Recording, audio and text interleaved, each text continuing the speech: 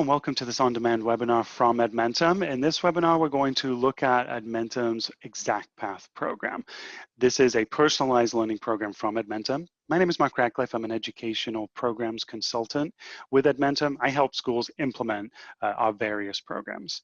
And when we look at ExactPath, as I say, it's all about academic growth. So we want to create as much academic growth as possible in basic skill areas for all our student populations. So what that means essentially is math, reading, and language arts. That's what we're focusing on here. We do this and we provide and validate growth using personalized learning. So we want to give the students the exact instruction they need when they need it. We also want to arm teachers with as much data as possible, as quickly as possible, so that they can make quick decisions in their classrooms as far as differentiation and personalizing that direct instruction. Now, when we implement ExactPath, we generally implement on a 12 to 16 week cycle, somewhere in that range. And in that cycle, we go through these steps I have displayed here. So we'll start out with an adaptive diagnostic. ExactPath has a true psychometric scale that it will place a student on based on this diagnostic assessment. Using that information that it gets to determine where a student is, it will provide each student with their own learning path based on their needs. So it targets the instruction to each student. As a student works through that instruction, all of their progress is quickly reported to the teacher, and the teacher can then use that to drive grouping and differentiation in their classroom. And generally speaking, as I say, we have about a 12 to 16 week window for this. We give the diagnostic, generates the learning paths, the students work for, let's say, 12 weeks, and then we give the diagnostic again. And that's how we validate that growth to make sure the students are making movements. Now let's talk about the diagnostic specifically. It's adaptive. That means that every question is different for every student. Each question is chosen by the diagnostic based upon how the student answered on the last question. So we'll essentially start asking students questions on grade level. As they answer questions wrong, it will level down. Answer questions right, it will level up. And when it's done, it will provide a measure to you that we'll look at in detail to tell you where your student is on below or above grade level. Now, we know that there are other adaptive diagnostics available. So if you already work with one of our partners, for example, NWEA MAP, you can use that data. You don't need to retest your students. You can just bring in MAP data. ExactPath knows what a RIT score is, and it will build out learning paths based upon that MAP data. And the same thing is true for Renaissance STAR as well. ExactPath understands the STAR assessment and will build a personalized learning path from that. Now, let's jump into the platform because we can only spend so much time looking at PowerPoint slides. I'll spend the rest of the time in here, and we'll just go through the main features here in the next few minutes. So here I am inside of ExactPath. As you can see, I'm in math right now. I'm just going to jump into the student results. ExactPath adapts to the learner in many ways. One of the primary ways is by the age of the learner. So if you put a kindergartner on the ExactPath diagnostic, our average assessment time is somewhere in the 20 to 25 minute range. If you put, say, a 7th or an 8th grader on, it's going to determine where they're at in about 40 to 45 minutes, because we know that those younger learners can't sit for that long amount of time. So it's one of the ways in which we adjust based on the age of the learner. But as the students come out of that diagnostic, this data is immediately available to the teacher. How many students I have below, on, and above grade level. Now this is norm reference data. So when I say below, on, or above, I mean compared to their peers in the nation. So that's a very top level, below, on, and above grade level. Then we'll get into a little more detail of saying, where are they in each domain for that particular subject? So math has these various domains. If you focus on the color coding here, we'll see what domains a student is behind on or above grade level in based on the red, the light green, and the dark green. You do actually get a scale score as well, something we go into a little bit more detail in professional development and planning. Now, based upon these overall scores in these domains, the next thing that ExactPath is going to do is provide you with a skill inventory. Now, ExactPath is designed for K through 8th grade students. However, our curriculum and our scale is K-12. So we can place a student anywhere. So if you have an 8th grader who is a grade level ahead, we can place them into 9th grade content. So let's take a look at that. I'm just going to flip up here to the top to learning paths. I'm going to go to what's called the knowledge map. The knowledge map is really the hub, the center of exact path for most teachers. I'm going to show you an example here of a 4th grade classroom that I'm going to show. So this is the next step. We know whether they're on above grade level overall based on certain domains. Now we want to work out exactly what skills they do and do not have. So if we look at this example here, if you kind of tilt your head to the left a little bit, you see the names of skills. These are the actual specific skills applied to specific grade levels. So you see 3rd grade here. So everything to the left of that line would be a skill that belongs to 2nd grade. Everything to the right would be one that belongs to 3rd grade. And this learning path goes from the beginning of kindergarten all the way up to 12th grade. And what you'll see are a few different colors here. Let's look at Christina as an example. She has lots of green. These are the skills that she knows. She has some white space right here. These are skills that she does not know. And then the blue blocks are the items that ExactPath has determined that she's ready to learn. So we've started her, in this case, on rounding numbers. This is all from that first assessment. So if a student were in here for, say, 30 minutes, they take the diagnostic, I know whether they're on above grade level, I know where they're on above grade level in specific domains, now I know the exact skill set that they have, and I know what skill they're ready to learn. That's all done from that initial diagnostic.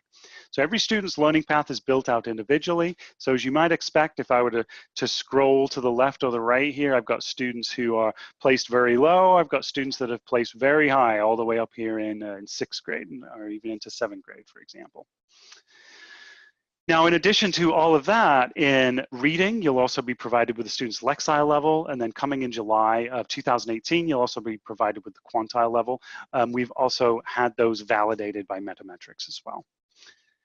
So now I know the student skill inventory. Let's talk about these blue blocks. The student will, after they've been determined what is their appropriate starting point, they'll be assigned up to 4 skills at a time, and mostly it is 4 skills. Each one of these skills, if I click on a skill here, you see this tray slides up from the bottom. It's going to click around these skills. You see, as I click, the content changes. Each skill has its own set of instructional content, all digital, delivered online, all flash free, so it works on any device. The student will work on 4 skills, then they'll be given a progress check. Progress check will determine their mastery. So let me quickly flip to a slightly different example, an example that has made some progress. Here, I can see where progress has been made. The knowledge map has been updated based on students' progress. Let's look at Bernice. It's going to run through quickly here. She was assigned 4 skills. She mastered them. Great. She hopped over 2 skills because she knew them already. She was assigned 4 more skills. She mastered 3 of them, so got assigned 3 more, but she struggled on 1, so ExactPath actually automatically remediated her to a lower skill. So every 4 skills, the students are given an interim assessment, a progress check, that gives you your main progress monitoring data point. It also adjusts the student's learning path. So if I quickly flip to current learning activities here, I'm just going to scroll to the left. Here are prior progress checks that students have taken, and I can very quickly see as a teacher exactly how they did and even look at the individual answers they got for all their questions. So ExactPath fulfills a lot of assessment requirements, everything from benchmarking every 12 weeks to formative assessments at the skill level, things like practice and quizzes, to progress checks as interim assessments every 4 skills. Let's take a moment to look at the actual content itself. So each one of these skills has content associated with it. I'm going to go up here to what's called the content search. This is a teacher or administrator tool where teachers can quickly search for content either by skill or by your own state standard or national standard if you so choose. So for example, if I were to select, say, reading, 3rd grade, let's pick a domain in the middle and hit go, it will just quickly search and find all of the content. Now, all of this content is assigned automatically by the diagnostic, and then every 4 skills by the progress check. But we've also given teachers the flexibility to assign content if they want to, in addition to the learning path. And teachers also have the ability to adjust learning paths if they need to. I'm going to show you an example of some content here. Let's look at this 3rd grade example, context clues. I have 2 learning path resources here. Now, if you think, I'm going to pop these open here, but if you think about this 3rd grade skill, if I have a student up in the sixth grade level, the seventh grade level learning at the third grade, it's very different than a student at the third grade level learning from a third grade skill. One student's about on pace, one student's behind. So this would be an example of a lesson that's presented to a third grader or an elementary student essentially on this third grade skill. It's very engaging, character-based, and it's fun essentially. It's targeted at elementary students. If we have a student in the 6th or the 7th grade, they'll get a different style of instruction. Still has read aloud, still have animation, multimodal activities, but it's targeted at an older learner. So we actually have two parallel curricula running side by side here. One targeted at older students, one targeted at younger students. Now, in addition to that content, we also have what we call resource content. And as I skim through the skills here, you can see all of the content that's available, all kinds of different content available. Anything from worksheets that teachers can literally print out and give to a group of students to work on, all the way to alternate videos, all the way to things like lesson planning ideas. If a student has a teacher has a student, excuse me, that is way behind grade level, how do I even plan for that? Well, we've got all kinds of lesson plans here that give you options on how to support advanced learners, struggling learners, even English language learning tips as well. So there's lots of content in here that's available for the teachers and for the students as well. Now, all of this translates into the student interface, which is very quick and simple for the students to use. I'm just going to quickly show you what that looks like here. This is an example of what's called our easy login. This is something I would use probably with a K or a 1 student. Student selects their name, and then they have a visual password. They can tap their way in essentially. They don't need to use the keyboard to log in. But a student, when they go to their learning path, literally just presented, here are your 4 skills you need to work on, and then your progress check. There's no overwhelming sense of all of these things they need to do. There's no knowledge map. It just gives them exactly what they want to see. We also adjust this interface based on the age of the learner as well. As the learner gets older, the animation, the balloons in the background go away. As the student gets younger, or as the student is younger, then we'll narrow down. Instead of giving them 4 skills at a time, we'll just give them 1 skill to work on. Now, the last piece is looking at reporting and how this data can be used in the school itself. Now, I'll start up at the administrative level just briefly. At an administrative level, all I really want to see as an administrator is growth. I want to make sure that my students are growing appropriately. There's a series of different reports that can be aggregated for the whole district or disaggregated by school. You can even disaggregate by demographic if you want to as well, say just your title learners or just your IEP learners or something like that. And this will show overall growth in your school from diagnostic to diagnostic. Generally speaking, what we're looking for, less red, more green. That's generally speaking what we're looking for. That's one report. There are many other reports, though, that we don't have time to go into, but we'll go into more detail of domain trends, exporting of all of the data, looking at things like usage, how much time has a student logged in, overall mastery of topics, and also reporting out by state standard detail of what standards the students have been working on as well. So at the administrative level, we're looking generally at growth. We get down to the teacher level. What the teacher wants to know is, what do I need to do on a day-to-day basis? If they're using ExactPath frequently, and by frequently, there's lots of different time ranges, but just as a simple example, let's say they're using ExactPath 20 minutes every other day, something like that. What we'd be looking for in that scenario is up-to-date, accurate data, and students probably progressing maybe 2 to 3 skills a week, somewhere in that range.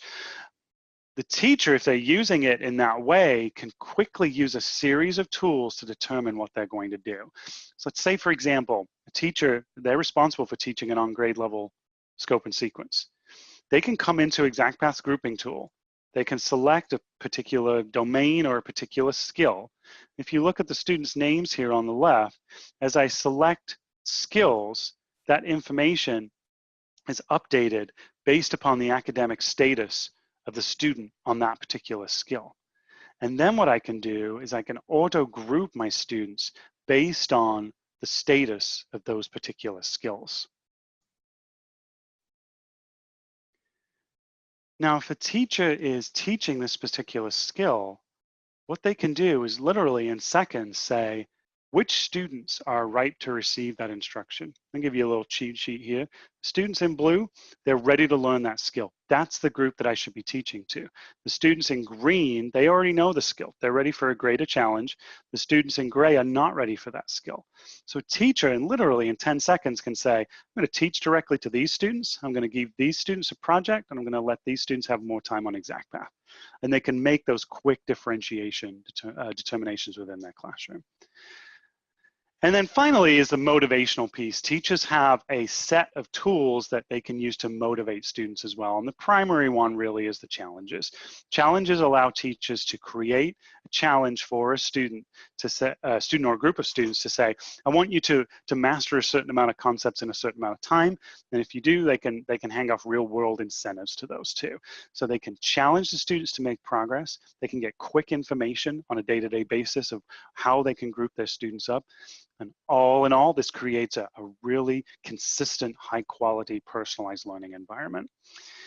And just to kind of finish up, pointing off in terms of quality of the content and quality of the assessment, we've been validated by several different companies, including we do have a WIDA alignment for your ELL learners. We also did a research study that has determined that ELL learners learn at the same rate when using ExactPath as non-ELL learners as well. So that is a quick high-level overview of ExactPath. If you have more questions, please feel free to visit us at www.edmentum.com. You can also email us on info@edmentum.com. Otherwise, thank you for spending a few minutes here with me today. I hope you enjoyed this presentation, and we'll see you soon.